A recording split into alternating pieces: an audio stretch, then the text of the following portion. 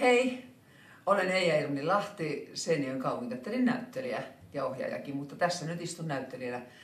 Ja haluan puhua sinulle muutaman sanan moninaisesta, jonka kanssa nyt teen työtä.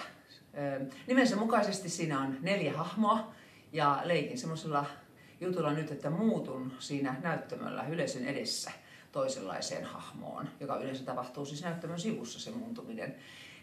Kyse on elämästä kaikkinensa. Mulla on erilaisia tekstejä siinä ja muutama laulu.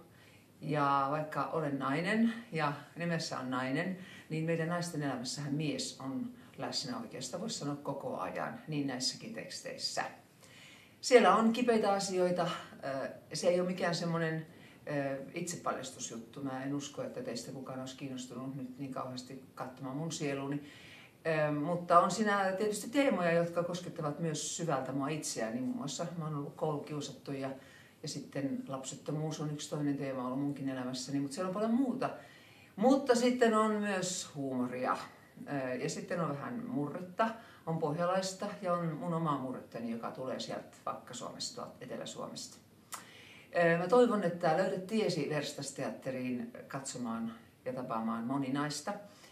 8 kertaa on tällainen, voi sanoa ehkä off-esitys meidän uudella Verstas-näyttämöllä. Olet sydämellisesti tervetullut.